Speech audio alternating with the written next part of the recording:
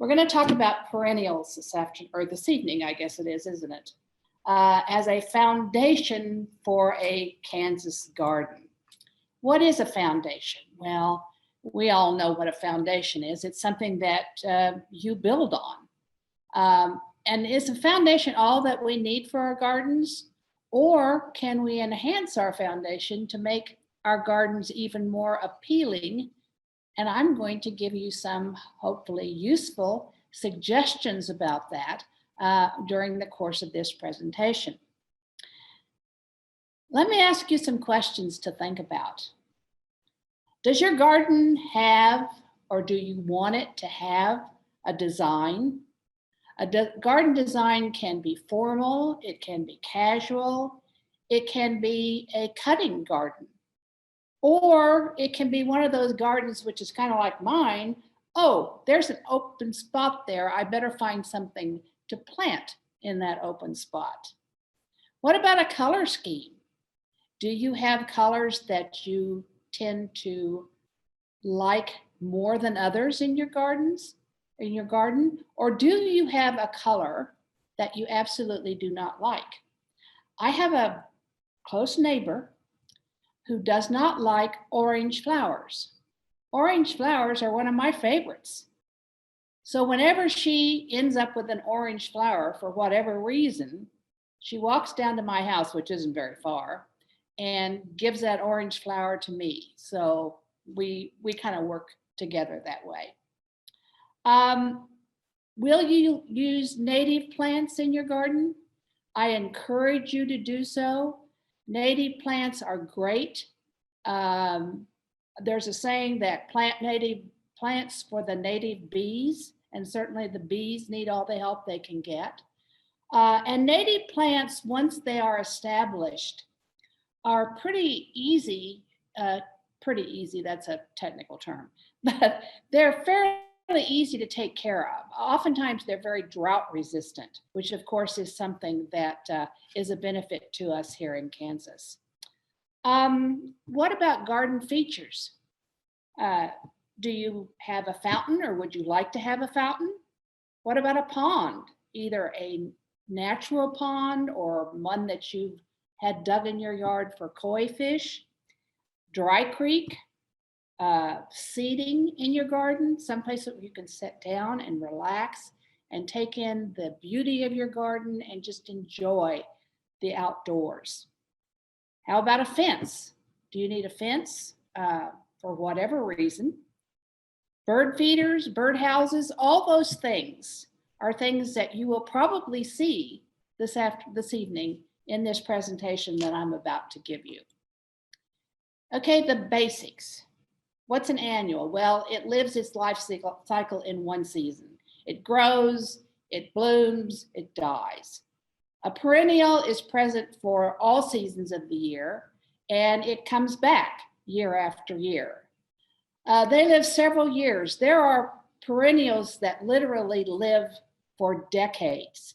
And I'll try to remember to point some of those out as we go through the presentation. Now, the zone where a plant is planted is going to determine if it's an annual or a perennial, because something that we plant here in Kansas that's an annual, if we go down to the southeastern part of the country, might in fact be a perennial. So depending on where you live, what you plant may be an annual or it may be a perennial. Generally, we think of perennials as plants with blooms. However, technically, trees and shrubs are perennials, as are grasses. The top portions of perennials die back in the winter, and then they regenerate themselves from the roots in the spring. Something else to keep in mind when you're picking out or ordering flowers or plants to put in your garden, you'll see them saying, well, they need full sun, or they need partial sun, or they need shade. Well, the general definition for that is, if you're talking about full sun, you're talking about 6 hours a day. Partial sun, 4 hours. Shade, no more than 2 hours of direct sun a day. pH is another thing that sometimes you need to consider just generally about the soil in your garden, or perhaps particularly if one plant isn't flourishing, it may mean that your pH is off. pH means the acidity or alkalinity of the soil. Most plants prefer a pH between 6 and 7. And if you have any questions about the pH of your soil, the Extension Service provides you with information about how to do a soil test that they send off to K-State, which you'll get back, that gives you some information about what your soil, whether it's okay or whether it needs some amending. Okay, now you're going to have to bear with me now, because Matt told you that I'm a lover of animals and I have a lot of rescued animals. This is one of my rescued animals. This is Howard. Howard is on guard in the backyard. And I include this not only, I want you to see Howard because he's a real cutie, but also you can get an idea of what some of the areas of my yard look like. On the, I guess it would be the right as you're looking at it, those white flowers are daisies. And then on the left, there's a couple of daylilies blooming. So that's Howard on perimeter watch, as we like to say. All right, let's talk about daylilies. Daylilies are very pretty. Some are very plain and some are very fancy. But the problem with daylilies is the blooms don't last very long. Ergo, the name daylilies. The blooms last for a day. There are reblooming varieties of daylilies, and I would encourage you that if you're thinking about planting some new or just planting generally some daylilies in your yard, that you look for those that are the reblooming type. In my opinion, it's a good idea to combine daylilies with other plants. In other words, don't have a whole section of your garden that's devoted to daylilies. Instead, combine them with other plants, perhaps coneflowers, maybe daisies, yarrow. There are all kinds of possibilities, and you can let your imagination work with you on that. Here are some pictures of some daylilies in my yard. Notice the orange one on the right there. Again, you're likely to see several orange flowers during the course of this presentation, because as I said, orange is one of my favorite flower colors. There's some more. Now here's an example of sticking a coneflower or sticking a daylily in with some other flowers. And in this particular instance, I've planted a daylily in the middle of a patch of daisies. So the daisies are going to be blooming for a long time, and every once in a while, one of these daylilies that I've planted in the midst of the daisies, I'm going to get daisies and daylilies a bit transposed here, but every once in a while, some of these daylilies that I've planted in with the daisies are going to pop their head up, and it's just a kind of an unusual view, if you will, when you're looking out at your plot of daisies. Daisies bloom midsummer, and their blooms may last until fall, so you can have a nice display for a long time of daisies. Deadhead your daisies to encourage them to keep blooming. Also, they will multiply like crazy.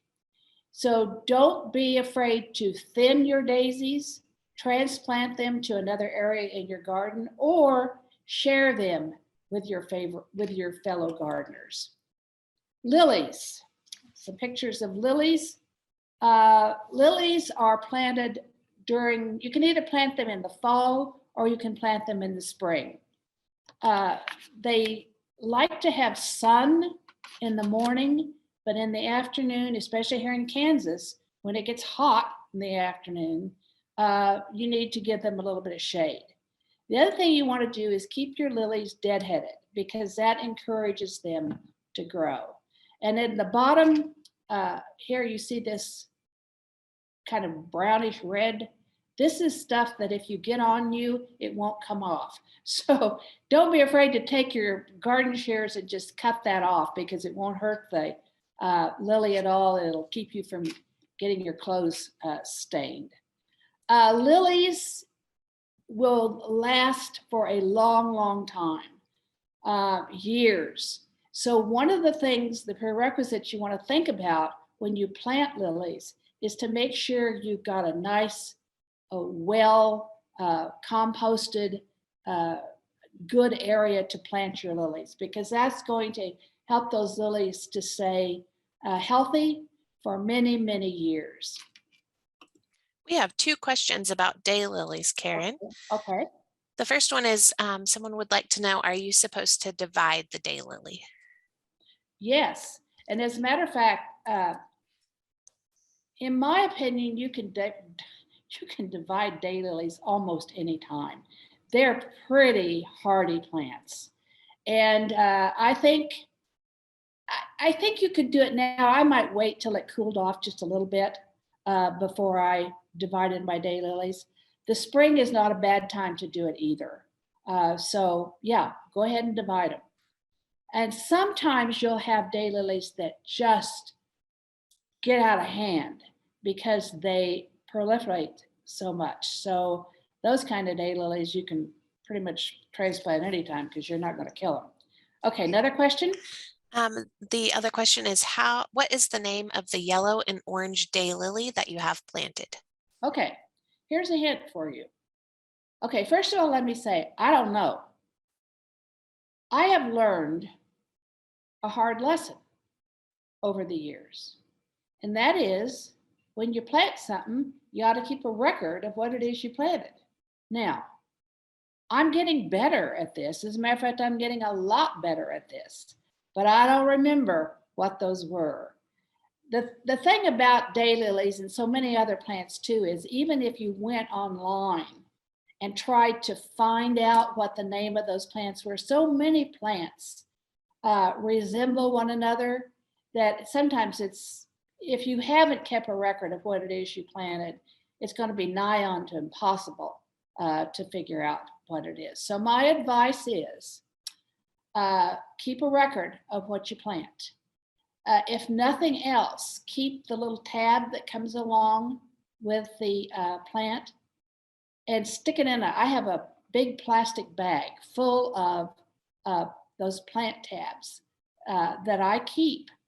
And if I can't remember what a plant is, I'll dig that bag out and I'll go through those plant tabs that come in the plants when you buy them, and dig around until hopefully I find what it is that I'm looking for and I can identify the plant. So does that do it for the questions for right now? Looks like we have a couple more. Someone would like to know, how often should you water in a full sun area? Oh my, that's kind of a hard question. It depends on the weather, quite frankly. If it's really, really hot and dry, what you need to do is probably, unless you can tell by looking at your ground whether it needs water or not, take some kind of something you can stick into the soil and get a feel as to how far the moisture goes down in your soil. And for most perennials, if you can find moisture that's down probably 3 or 4 inches, and I'm not necessarily saying this is actually scientific, but if I did that and I could see that there's moisture level down 3 or 4 inches around my perennials, I'm probably going to think I'm okay. But don't let them dry out. That's one of the worst things you can do for any plant, whether it's a perennial or whether it's an annual, is let it dry out to the point where it may wilt, because when that happens, you weakened your plant and you don't want to do that. So it's, and if you get a lot of rain, obviously, you're not going to worry so much about watering. And we've actually been, I think, pretty lucky here in Kansas this season, spring, summer, and going into fall. that we have had pretty nice rains. So in a way, I think, with everything that's going on the East Coast and the West Coast and down in the southeast part of the country, we may be right now living in the best part of the country as far as weather conditions are concerned. Okay, anything else? Yeah, the last one is, do you buy local or do you order from the internet, and what garden centers have the best variety of colors? Oh my goodness. There's a company called Oaks Daylilies, and I don't know if I'm allowed to do this or not, but it's called Oaks Daylilies. And you can go online and look and see what they have. Or they have a really nice catalog that I'm sure you can have sent to you. Also, the Daylily, there are all kinds of garden clubs in Sedgwick County, and there is a Daylily Club, and I believe that they have sales every now and then where you can go and purchase locally, which of course is always a good idea if you can support local clubs and local groups. I'm trying to think. Lots of times if you go to garden centers to buy daylilies, you'll find that the plants are already grown. I mean, they're tall and they've already bloomed. So I suppose that works. I've never done that. I've always bought mine just with the rhizomes and planted them like that. And those rhizomes are generally available in your greenhouse stores or garden stores. But Oaks Daylilies is a really good one to check out. Anything you want in the way of a daylily, you're going to find there. Okay, anything else? All right, let's talk about lilies. Here's just an example of a lily just kind of stuck in the middle of a flower bed, blooming. That's a yellow hibiscus there on the left side.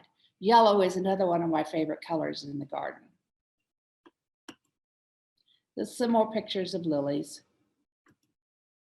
All right, these are peonies. The peonies you're looking at right now are called Iota peonies, IOTA. They are a cross between a herbaceous peony and a tree peony. Herbaceous peonies, of course, die back to the ground every year and come up from the roots.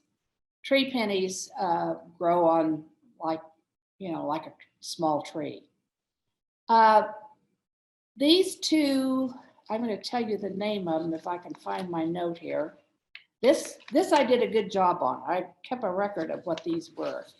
The yellow one is called a Bartzella, B-A-R-T-Z-E-L-L-A peony. And the pink is called a Julia Rose. They are beautiful peonies. They're a little different than the regular garden peonies that we see, and I have some pictures of those in a slide or two. Peonies should be divided in the fall, so now's not a bad time to do that. You may want to wait till it gets a little cooler for your sake, not necessarily for the peonies' sake. Newly planted peonies and transplanted peonies will take some time to establish themselves and bloom. If you read the literature on it, it can say it takes up to 3 years. But I have transplanted just regular garden peonies and had them bloom in a much shorter time than that. But be aware that it can take a while for them to flower, to bloom. When you plant your peonies, make sure you don't plant them too deep. Only plant them 1 inch to a ½ inch deep. I should say that kind of backwards. Plant them a ½ inch to 1 inch deep. If you plant them too deep, they will not bloom. And it's not uncommon for people to call in the hotline and say, my peonies don't bloom. Why? Well, because you probably planted them too deep. They need sun to flourish. Probably that 6-hour full sun measurement. They are heavy feeders also. So if you want them to really flourish, fertilize them. And they do not like soil that is too wet. So you don't want to overwater them. Peonies are one of the earlier blooming perennials that we have in our gardens. It's pretty common for peonies to be blooming around Memorial Day.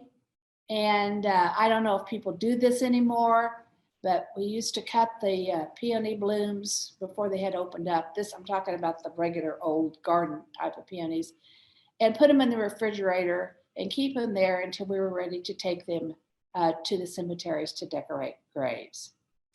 One of the problems with peonies is fungus, and they're notorious for getting fungus on their leaves. It's not going to kill the plant, and by the time they get fungus, presumably at least, they will already have bloomed. They get that white fungus on their leaves, and like I said, it won't kill the plant. All you have, if you don't want to try to spray it, which you can, but it won't solve the problem, the easiest thing to do is just cut the foliage back, because once it's bloomed, it doesn't need that foliage left on it. Here's a couple of pictures, more pictures of the same two peonies that were in the previous slide. Here's the regular, what I call the regular garden peonies. This is double, and these are so pretty. They just make a beautiful bouquet. Plus, they look so wonderful in the garden. This is a single peony, and this is a white one. So you can get peonies that are double, like the pink ones that we looked at, or the white ones, which are, in this case, a single peony. Next, I'm going to talk about iris, or what we called them flags when I was a kid. It took me a long time to get away from calling them iris instead of flags, but they are iris. This is one of the most reliable perennials, again, to have in your gardens. And again, these can literally live for decades if they're, taken care of. They come in a lot of different colors. As the years have gone by, we've gotten away from some of the older varieties, and now we have all of these fancy iris that we can plant in our gardens. To maintain the vigor of your peonies, they probably should be thinned every 3 to 4 years. That's something that I sometimes am not very good about, but if you want them to keep blooming and enhance your garden, then every 3 to 4 years is the time to transplant them.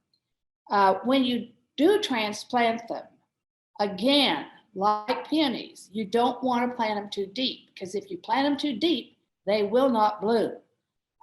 You want to plant the rhizomes of the iris right at or near the surface of the ground.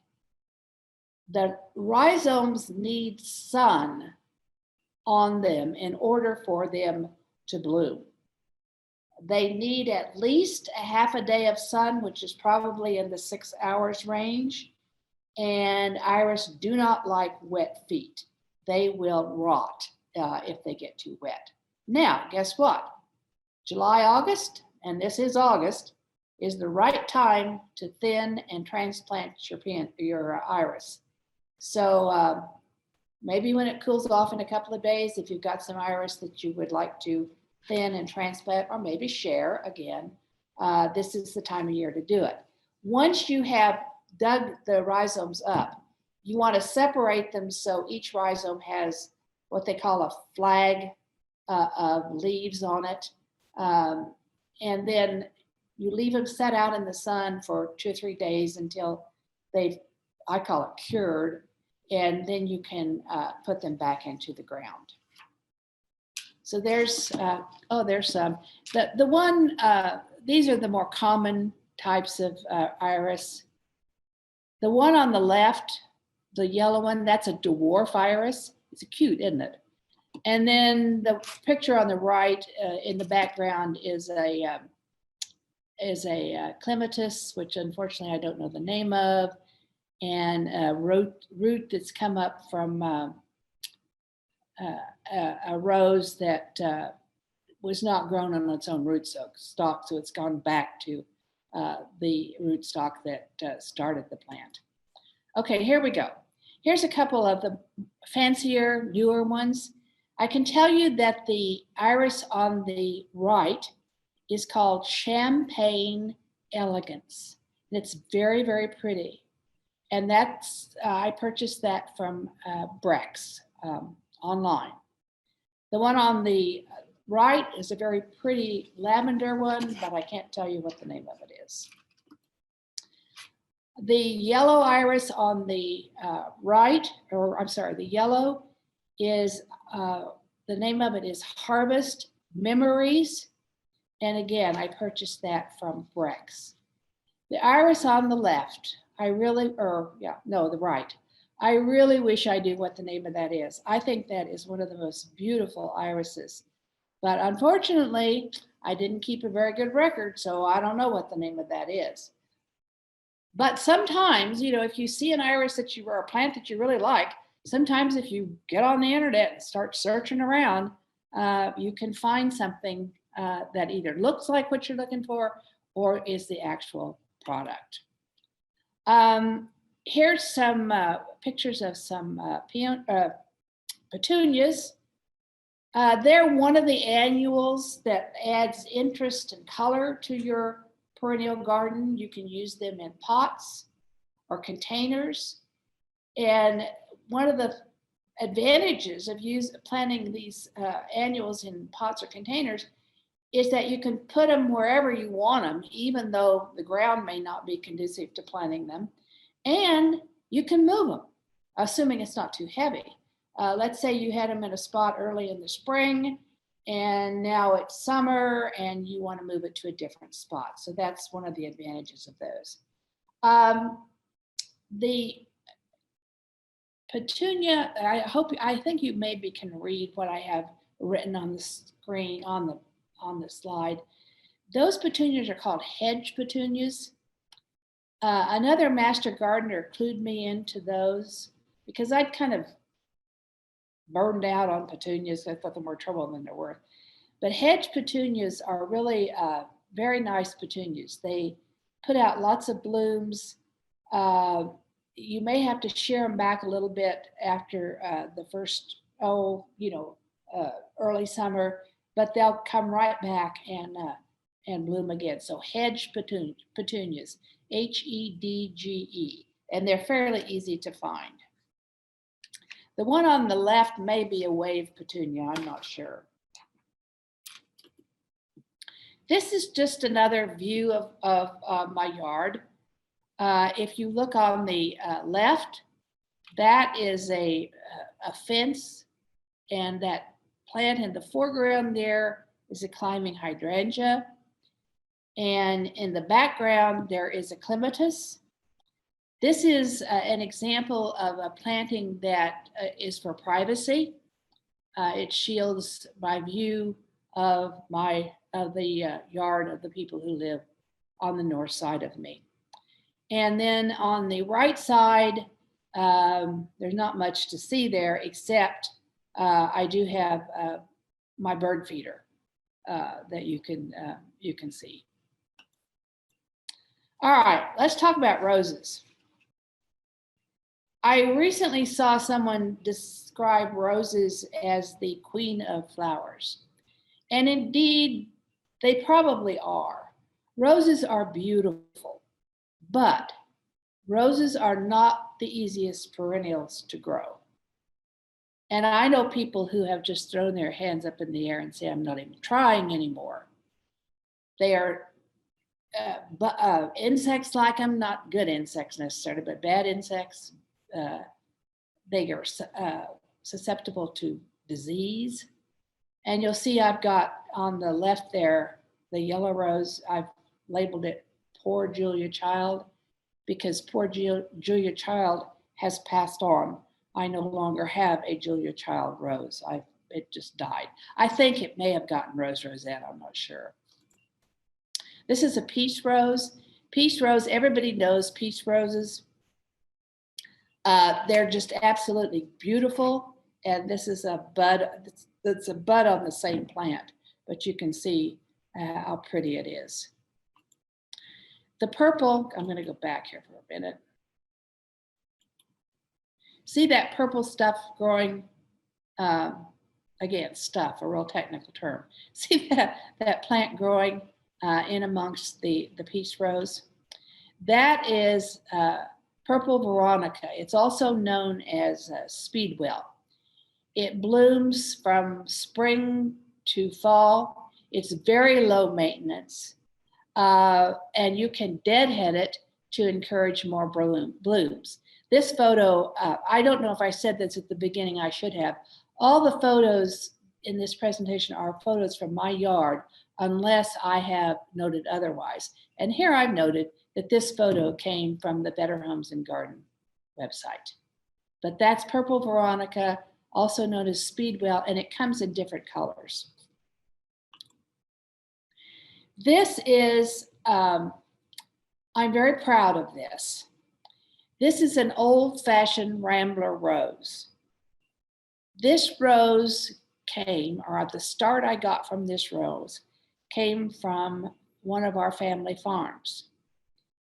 I kept it in a large container for several years in order to get it started. And when I thought that it was healthy enough to put in the ground, we planted it, and it just did beautifully. Now, this Rambler Rose, I think you would agree with me, is beautiful, but it only blooms once, and that's early to late spring. So you're not going to get repeat blooms. It's going to bloom one time, and that's it. Here's another view of it close up. Now, that terrible cold spell we had back in, when was it, February or whenever, when it got to -20 or whatever, did a lot of damage to this rose. Because this is not a rose that dies back in the winter. It keeps its plant form, I guess I would say, through the winter, and a lot of it was killed by that terrible, terrible freeze we had, or cold weather. But it's still alive, and it did bloom this year, maybe not as profusely as this picture, but it's alive, and I think it's going to survive. Now, again, this is one of those examples of a plant, at least the rootstock of the plant, that is literally decade years old. I mean, I think it's probably 70, 80, maybe even close to 100 years old. So sometimes plants have a very long lifespan. Obviously, we're talking perennials here rather than annuals. But again, you got to have the right spot to put something like this because it only blooms once. All right, a couple more roses. This is a Graham Thomas shrub rose. It gets very large, 5 feet tall, 4 feet wide. On the right here, this is a picture of the dreaded rosette disease. If you're not familiar with growing roses, you may not be familiar with this disease. It's terrible. It's caused by a mite. And once your rose bush gets infected with those mites, the rose is done for. And all you can do is dig it up, roots and all, and dispose of it. It's a very bad thing, very bad disease, and there is no cure for it. They're working on it, but it's still pretty bad. Okay, here's a couple of plants. I grow, as Emmett said, I grow a lot of plants in containers because of the shade and my clay soil and tree roots. And these I've kept track of. The one on the right is a ruby red, and you can see it's called a patio rose because it doesn't get very big. The one on the right I hope I'm not getting my right and left confused here. If I am, just assume that you know what I'm talking about, okay? The rose on the right is called Ketchup and Mustard. That's not the best picture I've had of it, but the center of it is the mustard, and the red leaves around the outside, of course, is the ketchup. Some more pictures of roses. There was a question about roses. Okay. Can something be done to prevent the mites on roses? No, there is no cure for it. No, really not. It's a very complicated issue. Horticultural oils have sometimes been mentioned as possibly helping, but you can't count on that. The best advice is try to buy a rose that's advertised as disease resistant. That may help, not guaranteeing, but it might. Otherwise, if your rose gets the rose rosette, the mites, you just, like I said, it's done for. You dig it up, roots and all, and dispose of it, and say a little prayer over the plastic bag that you put it in. It's sad, but hopefully one of these days they'll come up with a way for it to be preventable or at least treatable.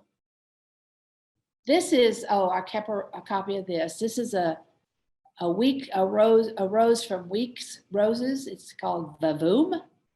And you can see it's really more orange than that picture indicates. That looks like it's pretty yellow, but it's has a more orange tint to it. This is a knockout rose. And it's the same rose, it's just three different views of it. It's really, really pretty. I don't know what the name of it is. And something kind of interesting happened with roses this year, or at least in my yard, when we had that terrible, terrible cold spell. I had roses bloom that I'd forgotten I planted. And this knockout rose was one that whatever that cold temperature did, it did something beneficial to this knockout rose. And so it's bloomed really, really nice. It's really pretty color.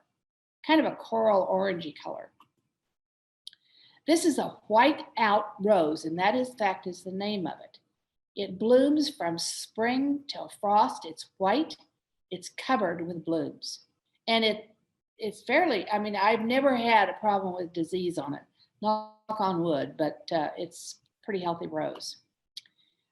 These are David Austin roses, English roses. In my experience, I have found that David Austin roses are fairly resistant to rose rosette. Now, I'm not saying they're 100% resistant, but in my experience, they are a little more resistant. The one on the left is Gentle Hermione. The one on the right, I believe, is Olivia Rose Austin. And there's another picture of Olivia Rose Austin. Beautiful, beautiful pink rose. And finally, I think this may be the last rose picture. Again, the one on the right is, I think it's Graham Thomas, the one that gets his shrub rose that gets really, really big. Okay, moving on. Any questions about roses? Oh, wait a minute. I got one more. This is John F. Kennedy. White rose, very pretty. This rose I bought from Sam's. And it came, wrapped up in the plastic. Another acquaintance of mine from Master Gardeners and also from the Wichita Rose Society told me that we call those roses that you buy, they're roses in body bags. Now, that doesn't sound very nice, but it makes sense that you would describe them that way. I bought two. I bought John F. Kennedy and I bought, oh crap, I can't think what the other one was. Oh, Mr. Lincoln. And they both have done just fine. So, sometimes buying an inexpensive rose in a body bag from Sam's works out just great. And here's, oh God, I can't get past roses, can I? The rose on the left, have you see the little miniature roses in Dillon's? And maybe you've purchased them. This is a miniature rose that I planted in the ground from Dillon's. I have, you'll find when you buy one of those miniature roses, there are actually 3 plants in the pot. So you want to separate them. You get 3 roses. And I did it with this. I ended up with 3 roses. This is just 1. And see how well it's done. The I told you I had roses bloom that I had forgotten I planted. The rose on the right is one of those roses. I don't know what it is, but it's real pretty. And there's a red rose surrounded by fennel. Talk a little bit about fennel a little later on. All right, moving on. Any questions about roses? Yeah, it looks like there's some. One person wants to know, can you plant another rose in the same spot after the diseased one is gone? Yes. They used to say in the beginning when Rosette, first became, something that we talked about a lot or was new, that you needed to wait several years, in fact, before you planted another rose there. You could go ahead and plant some other kind of plant there because that mite is apparently kind of specific about what it likes to attack. But the thinking on that has changed.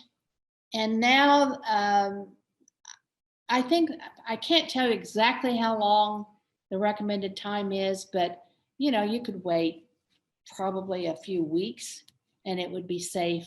That's assuming that you got all the root out. If you didn't get all the root out, those mites may still be there. So if you got all the root out and you're really confident that you did, then if you wait, I don't know, a few weeks, I think you'd be safe in planting another rose there. More questions? Yeah. One person wanted to know, do perennials do well in container gardens? Depends on the perennial, but I'll show you some here in a little bit. Okay. And then do perennials in pots come inside over the winter or can they stay outside? I'm trying to think. No, I can't think of any perennials that I have in pots that I bring inside. Some people I know, if they have like roses and things like that in pots, will like take them into a unheated garage. I don't do that. I can leave mine out because they're fairly well protected areas, and I always mulch them real well. So I don't. Some people do, but I don't. Anything else? That's it. Are we done with roses? Okay. I want to take a minute just to say this, and I hope somebody's going to keep me advised of time because I don't have a watch. But anyway, as I go through this and through the things I want to show you, somebody out there is going to say, well, she didn't include this. She didn't talk about this. She didn't talk about that. Well, you know what? In an hour and a half, there's only so many perennials you can talk about. I've got a whole list written down here that if I have time at the end of the presentation, I'll read it off to you. But I'm sure you all out there have perennials that you're very fond of and that you have in your garden, and that certainly I haven't talked about them yet. Maybe I have. Maybe I will talk about them before the presentation is over, or maybe I won't. And it's not because they're not important to our gardens. It's just that it's from a time standpoint. Okay, moving on. Clematis. Clematis are vines that add structure as far as height is concerned to our gardens. The clematis on the left is a Jackamini. I'm not sure I say that right, but it's Jackmanii. Very popular clematis, very easy to grow in my experience. The one on the right is a Princess Diana, delicate little pink flowers. Also, I've had really good luck with it. There are three classifications of clematis as far as how they bloom and how they're pruned. The first type, category 1 type of clematis, blooms on old wood. So you want to be very careful about how you prune them. Because if you prune that old wood, then you're not going to get any blooms. Number 3 blooms on new wood. So in that case, if it's a number 3, and Jacqueminnie and Princess Diana both are, you can cut those clear down to the ground if you want to, and they're going to come back. A number 2 classification of clematis blooms both on old wood and new wood. So that's something to consider when you're buying your clematis. Keep a record of what type it is. Is it a 1, 2, or a 3?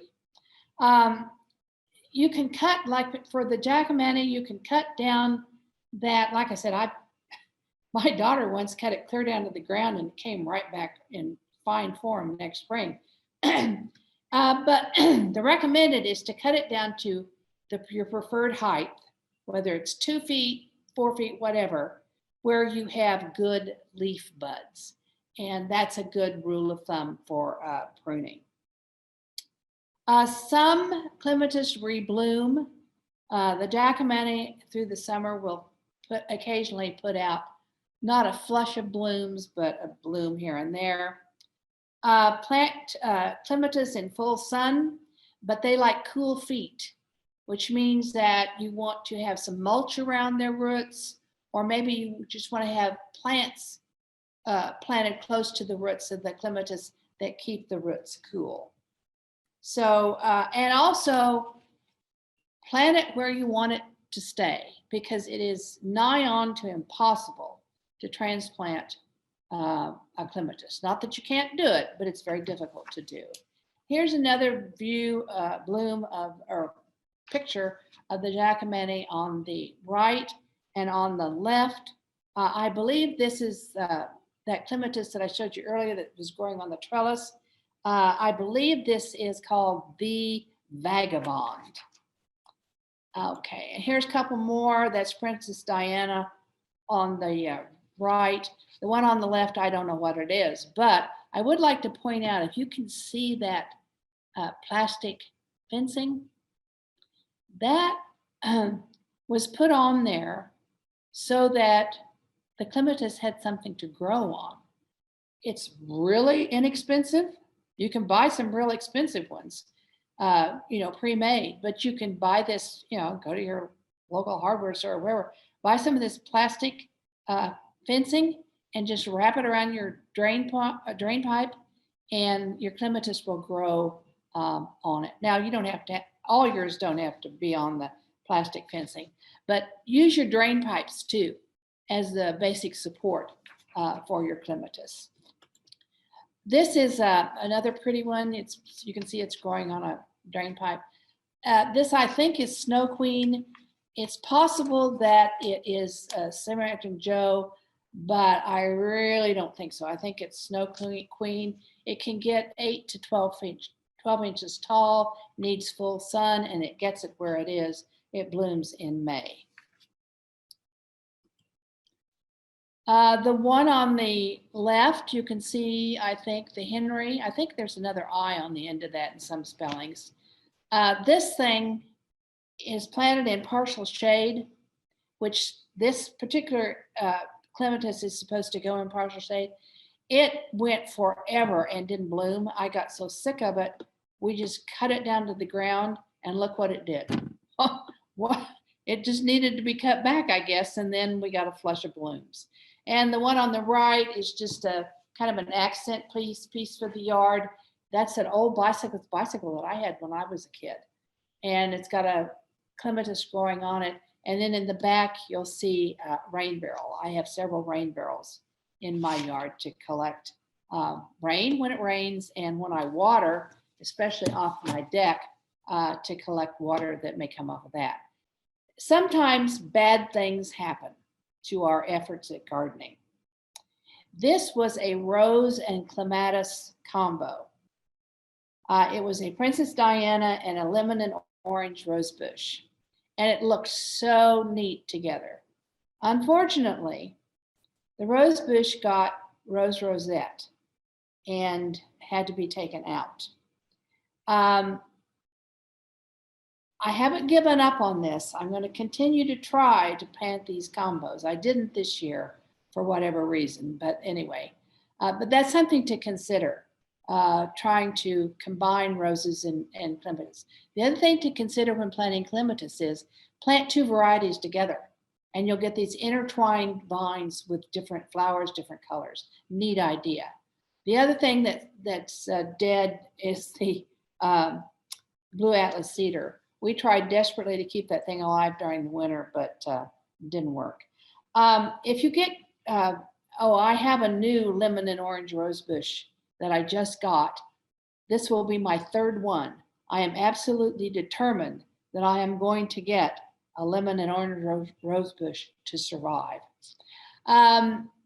This is another thing. If you get gardening catalogs, where they send you catalogs wanting you to buy plants, one that comes to mind is the catalog from Wayfair Gardens.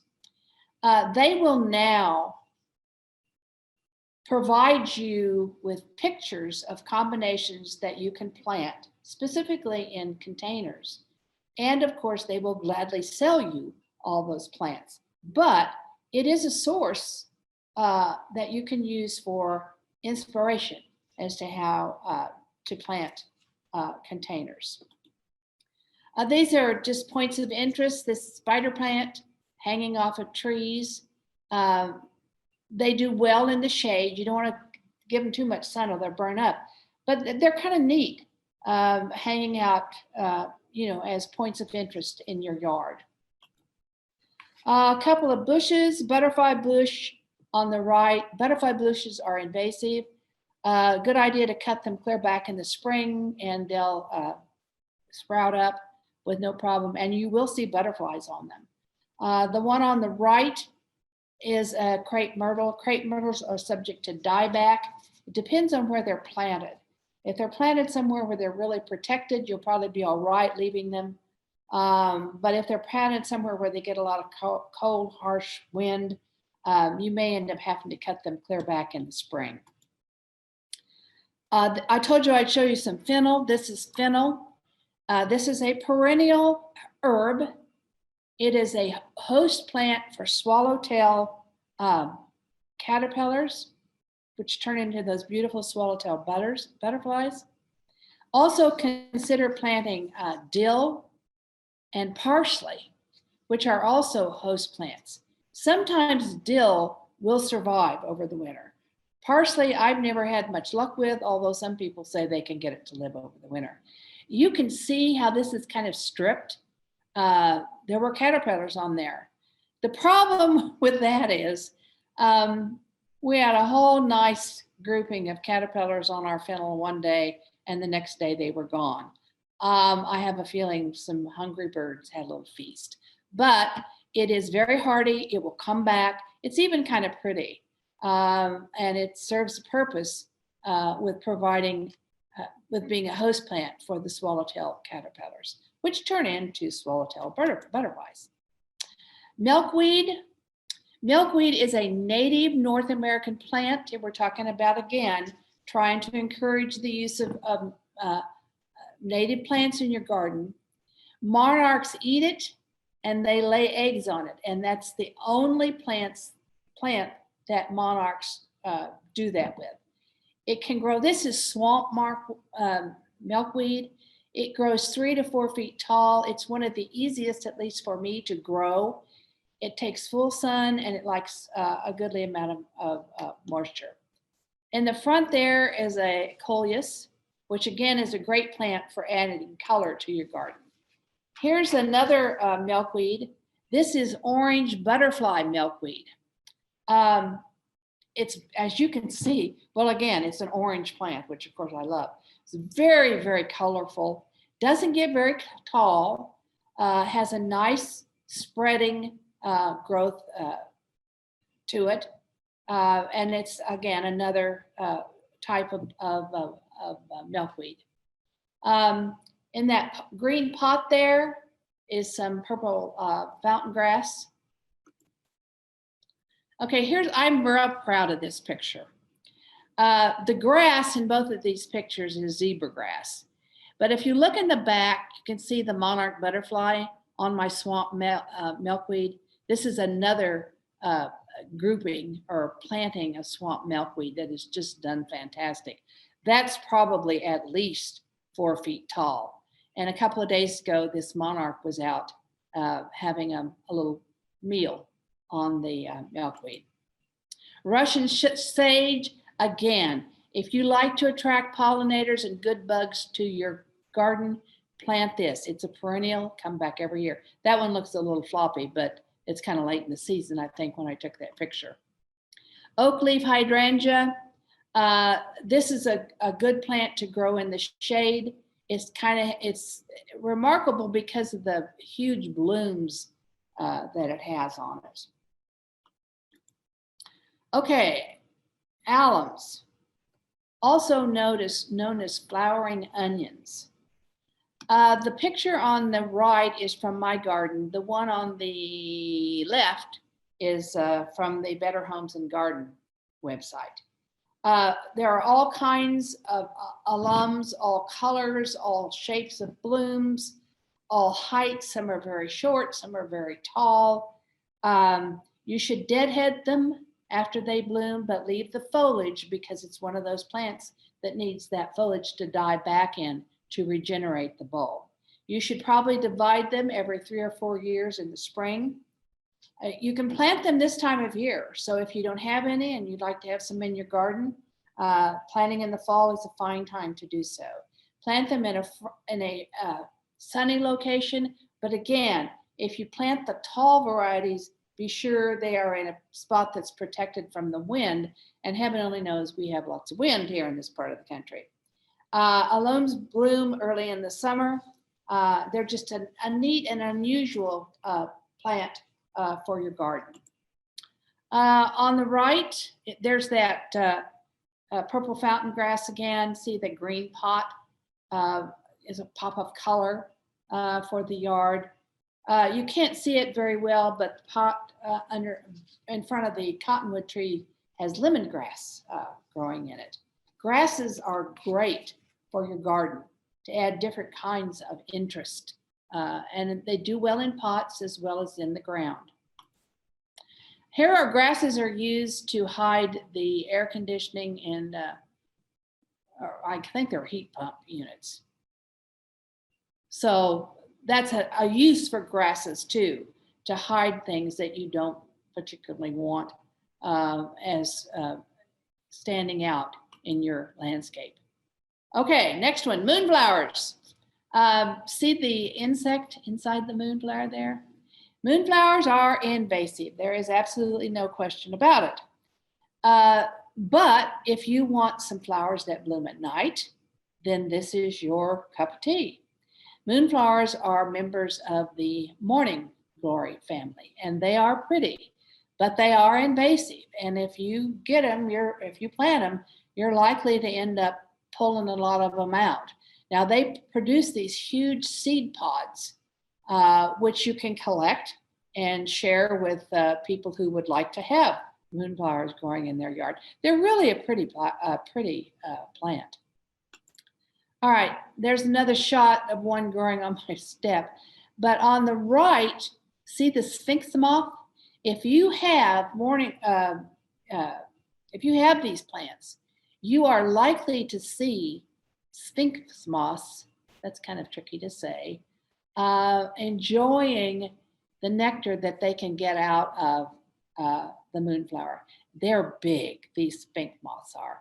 But if you have them, be on the lookout in the evening at night for these Sphinxomoths to enjoy. Again, hanging airplane plants, not sure why I have 2 of those in here, but you see I do live on my yard does back up to a pond, which is kind of nice. There's some begonias over here on the left. Begonias are great plants for color. They bloom all season long. You will always have blooms on begonias.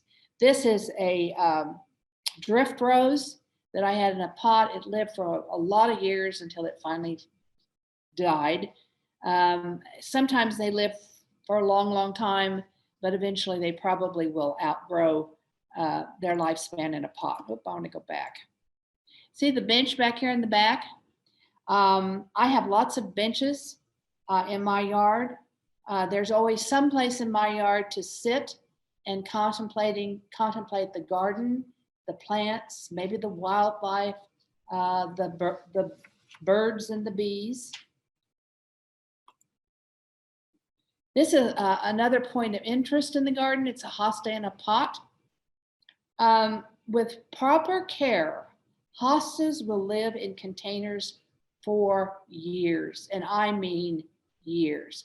I have hostas in pots. I have hosta in a iron, one of those black iron cooking kettles that were used years and years ago. It's been in that pot, I don't even know how long, but it's been in there for years and years and years.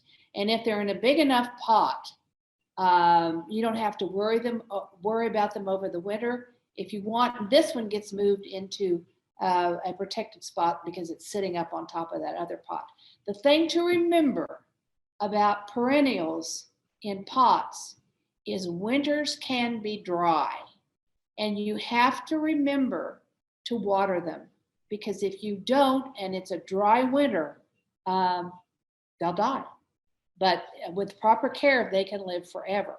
I do grow a lot of smaller hostas in smaller pots, and those, we have what's called a walkout in the lower part of our house, and those are put in the walkout over the winter to protect them because they're not in very, very big pots. Here's some more hostas. These are hostas planted in the ground. And there's some colorful flowers in the background. This is a hardy hibiscus. These are hardy hibiscus as opposed to the tropical ones. These are growing, they're very tall plants with huge blooms, 5-6 inch blooms. The thing to remember about hardy hibiscus is they're very late to emerge in the spring. So when you cut them back in the fall, leave some of the stem sticking out of the ground. So in case you forget, that stem will remind you that you have a hardy hibiscus planted there. Remember though, they are late to come out in the spring. The hibiscus on the left, I believe, is a summerific berry, awesome, 3 words, and that's from Proven Winners. Proven Winners is a good source for plants. A pot of herbs, I'm not a cook, I don't like to cook. I avoid it at all costs, but I do like to grow herbs because they smell nice and they're attractive. And this is just a pot of herbs. This is a shady spot for Raul, the guy who built the chairs, and Howard again to relax. Just another view of the yard. This is what I call my story about the chair and the tomato. I occasionally, I did this particular summer, when I would have little tomatoes that had gone past their prime, I just toss them out in the yard for the birds or whatever to eat. Well, this is one that decided it wanted to grow, and it literally took over the chair, and I just let it. So that's my story about the chair and the tomato. And here's notice the blue pot there, accent for color. Here's a couple of my dogs. This is Girl. Again, these are rescues. And this is Howard again, strolling down the sidewalk on the north side of the house. Again, note the orange coneflowers, and see these right here? These are native plants. They are giant coneflowers. And I think you can see why they're called giant. They're very, very tall. And they have these unique sunflower-like blooms on them. Again, that's a native plant. If you're looking for native plants, Dick Arboretum in Heston is a great place to find plants. They're getting ready to have their fall sale, by the way. This is one of my cats, Sophie. That's some Persian shield right there. That's a beautiful plant. That's an annual, but it does really well in pots. And there's some Joseph's coat and some other plants there. This is Elliot. You can see he's on the prowl. Okay, are you getting a feel for what I like in the way of pets? Here's some cat planters. These are impatiens that are planted in there. These are shade plants. There are sun impatiens that are advertised to grow in the sun. I've never had much luck with them. But these will bloom all season long, and they're very colorful. And you can see behind that is a hosta that, I think that's the hosta that's just a hosta in a pot. And then on the right is Theodore. He's relaxing on the deck. Here's a couple of my resident ducks. I feed ducks, I have a lot of them. Note the stone path. I have a stone path that goes around on the west side of my yard and down the north side of my yard, or south side of my yard. And on the right side there, see the wind chimes? That's another nice addition to your yard. If you have someplace you can hang them, because heaven only knows, wind chimes will get a workout in Kansas because we have the wind. And it's so nice to hear that soothing sound. This is, to go back, especially with the view on the right, it'll give you some idea of the shade that I deal with in my yard. Okay, this is Spiderwort. This again is a native plant. It's a good companion plant, especially, as I said, in gardens that emphasize native plants. It tolerates both sun and shade. It's a reliable bloomer all summer long. It's just a nice, colorful plant, again, a native plant for your garden. And there's a couple more views of it. This, in my garden, you're likely to run across things that you say, what the heck is that? Well, this is some old piece of stuff that I picked up off of our farm, one of our farms, and thought, well, I'll just take that to my yard and I'll put it up. In the past, I have grown sweet potato vine on it. I don't have a picture of that though. This is Joe Pye weed. Pollinators love Joe Pye weed. It can get very tall, up to 6 feet, so keep that in mind when you're planting. There are shorter versions. Joe Pye weed likes full sun. It's easy to transplant. Again, move someplace else in your yard or share with your friends, but you need to do it when the plants are short. A good plant, and it's pretty. It has an interesting bloom to it. And interest, again, is one of the things that you're going to be looking for when you plan your landscape or plant in your landscape. This is a shorter type of Joe Pye weed. And note the rusted bucket. I couldn't leave that. I had to have that. There used to be, I think, well, there is now. I don't know if it was then, but there's a rose actually growing up through the rusted out bottom of that coal bucket. This is Culver's root. There's a story behind this too. How am I doing on time? It is 7:15, so you have about 15 minutes left. Okay, great. I think I'll make it then.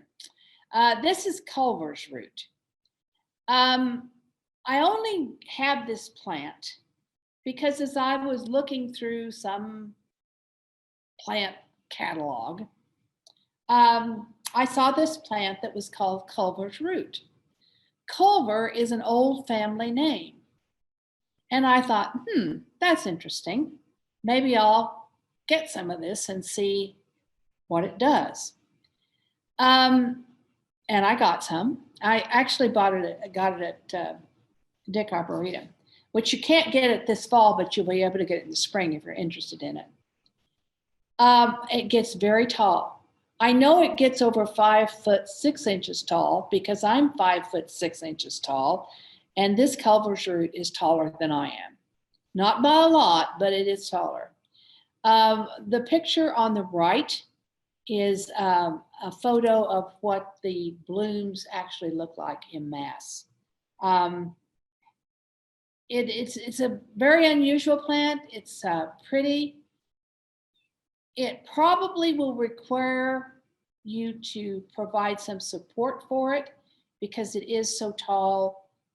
It can get windblown. Here's another picture of it. Bees love it. It flowers in midsummer. The picture here, I don't know if you can tell it. These flower stalks are kind of lavender. The ones in the previous picture were kind of were pretty white, but it's both white and pale lavender. It's a neat plant, but as I said, because it gets so tall, you're going to have to provide some support for it. Oh, another one of my sad stories. We call this, my daughter and I call this pinkweed. It was so pretty, and I think it's a weed. I don't know for sure. Oh, excuse me. I don't know for sure, but it was so pretty. And we tried to do whatever we could to sprinkle the seeds on the ground, so hopefully it would come back, but it didn't. So I'm going to be on the lookout for pinkweed. Okay, here's another one. This is an unidentified plant, and I've had lots of people tell me that they think they know what it is, but they don't really know what it is. But it is a very pretty plant, pretty yellow flowers. It's unidentified. It grows from a rhizome, not from seeds. It spreads like crazy.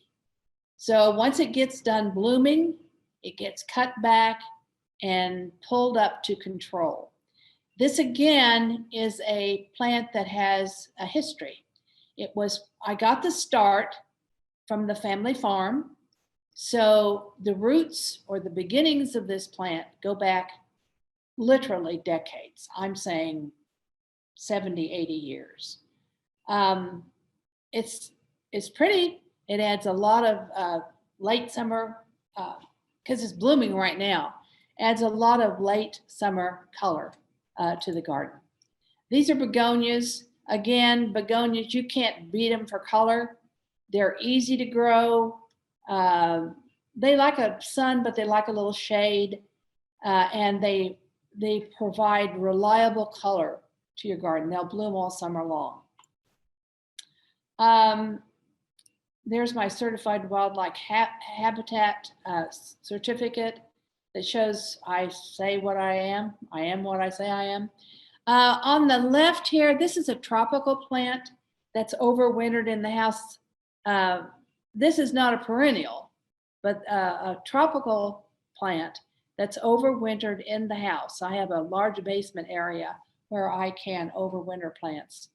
And we brought it out this year and stuck it in front of the deck as kind of an interesting accent in the garden, I think. And there you can see there's a hosta in a pot and a fountain there, water feature. Oh, I said I feed everything, and a wildlife center, there's a squirrel. They're really entertaining.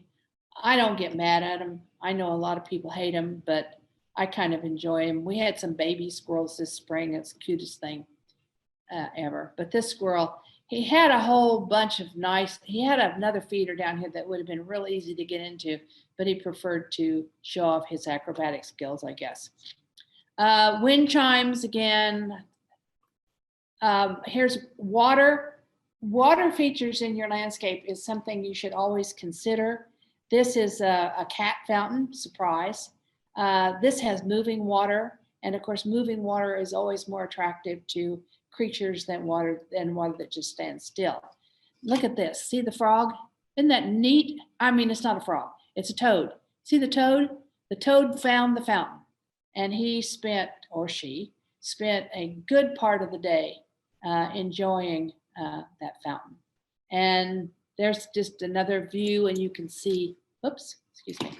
You can see the frog's head. I keep saying frog. It's not a frog, it's a toad. You can see the toad's head sticking out there. And then just a couple of more water features. I get a lot of activity at my watering containers. Coleus in the background there. Coleus is a great plant for adding color to the garden, whether you plant it in the ground or whether you plant it in a pot. And then some memorials to some of our pets who have passed on. Here's Coleus again in some these are those great big Coleus plants. There's in a pillar planter, there's one there and one in the background you can't see very well.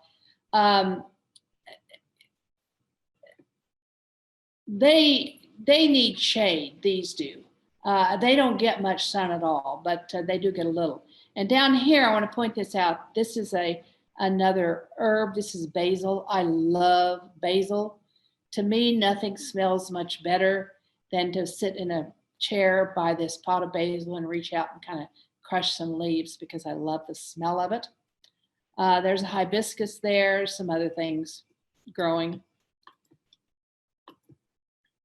This is just an example of some color in the garden. You can see there's some orange back here. That's a Coleus. And just some, I'm not sure what that white thing is, but maybe it's not white. Maybe it's just the way the picture color came out. And you can see there's another bird feeder there. And here on the right, there's a crepe myrtle blooming. There's a rose of Sharon in the back. You've got a kind of a neat combination there of the pink with the rose of Sharon and the purple with the crepe myrtle. Chrysanthemums. This is one that's not bloomed yet, but it will bloom in the fall. And it will bloom in the September, November time frame. To get the best results with your chrysanthemums, plant them in spring. That way they get started and they'll likely survive over the winter, and next year you'll have chrysanthemum blooms. If you buy like we tend to do, buy in the fall, those pretty chrysanthemums, chances are if you try planting them in the ground, they will not live, and they won't make it till next year. Pyrethorins or insecticide, just for informational purposes, comes from Moonflowers. In July, and we probably passed the point of no return, you should pinch your mums back to 6 to 8 inches for a fuller, bushier plant. This is a geum, also known as an avon. It's a member of the rose family. It blooms in the spring and early summer. It does best in partial shade. This was a new plant to me, and I love it. If you've never tried them, do some research, and you may want to consider planting them in your yard. They send up, you can't really tell it from this picture, but those blooms are on stalks that are probably close to 18 inches tall. This hosta back here is a hosta that's been in this old cast iron pot for literally years. And there's another bench that you can see, and some of our pet statues. There's another picture of the back and the barrel. Hydrangea, Coleus, hostas, sweet potato vines. Interesting, I'm going to mention one more thing about this cold weather that we had. I had hydrangeas that had just not bloomed for several years. And this year they bloomed. Who knows? I don't know what the explanation is for, but that minus 20-degree weather had something to do with this. And there's another hosta in a pot. Bee balm is a member of the mint family. It grows 2 to 4 feet tall. It blooms in the summer. Deadheaded for reblooming. Full sun tolerates some shade. Plant in the spring, or you could plant it now if you want to. My bee balm is not very tall because it's in a shaded area. but it still grows. It's still pretty. It adds some color to the yard. This is the north side of my yard, and you can see there's a heck of a lot of shade there. But let me tell you that the birds absolutely love that side of the yard, especially when it's hot, although they like it all year round. But you can see I get a lot of shade on the north part of my yard. Asters, I do want to mention asters. Plant them in the spring for winter bloom, for fall bloom and to survive the winter. This is the same rule for mums. Asters are in fact related to mums. They are magnets for pollinators and monarchs. They can grow 3 to 4 feet tall. This one in the picture is probably 2.5 to 3 feet tall. And it was, when I took this picture, it was just covered with bees and other insects. So many that you could actually hear them. This aster was purchased from the Dick Arboretum, and I believe it is either a New England aster or an aromatic aster. You don't plant them now, but next spring, if you don't have any of the asters, you may want to consider getting some and planting them because they're great plants. They're pretty and they're great for pollinators. And this is a fall pot with a chrysanthemum, and these are ornamental cabbages, which are great fall plants. They don't live over the winter, but they're still very nice fall plants, and a pansy stuck in here.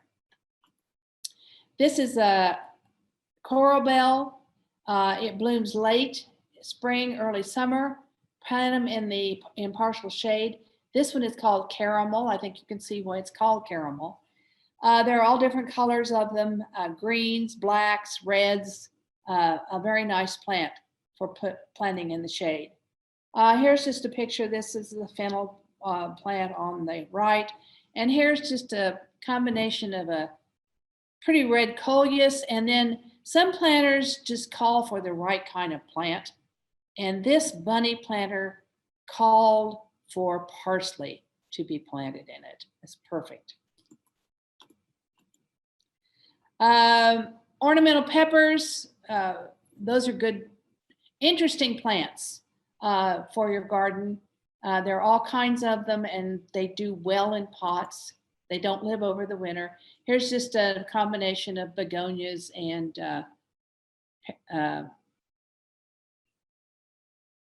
impatiens, I think. This is just another colorful pot with some Persian shield, and these are some of those hedge petunias. Hollyhocks, quickly.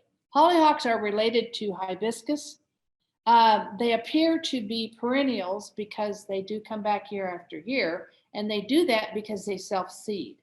Actually, technically, hollyhocks are biennials, especially the old-fashioned ones, which we saw on farmsteads. When planted or when they start to grow, they don't bloom the first year, they bloom the second year, and then they die. However, they do shed seeds, so they may very well reseed themselves. Newer varieties of hollyhocks, and these are newer varieties, are perennials. A hollyhock you would classify as an old-fashioned garden flower, and they are summer bloomers. They need full sun. Again, they're one of those plants that you want to protect from the wind because they can get very tall. And the one on the left is a very tall one. Here's just an example of a very difficult place to grow plants. It's between two driveways. Most of the plants in here are native plants, and most of the plants reseed themselves. Moss rose here on the right, black-eyed Susans on the left. And this is just another, I'm being told I have 1 minute left, so okay. And this is just another picture of that area. And here is grasses. You can see the planting of grasses. This is Carl Forrester grass, which gets pretty tall and acts as a screen, if you will, between the two driveways. Cindy McWilliams is a master gardener, and she was very kind to share some of her photos of her fantastic garden with me. And I wanted to share them with you because they're so pretty. This is a butterfly on a coneflower. Coneflowers are great. Try to plant coneflowers, especially for pollinators that are the native coneflowers. Echinacea is the cultivar name for them.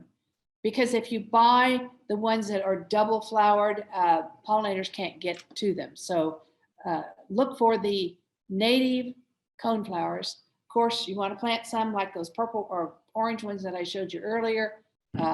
Feel free to do so for some extra color in your garden. That's another picture. She's got some, I think those are lilies as opposed, yeah, they are lilies and coneflowers there. And there's a picture of mass planting. In mass plantings, you have the benefit of not needing mulch to conserve moisture. The plants shade each other. There's less room for weed seeds to get enough sun to sprout. And again, no heavy mulch allows for more reseeding.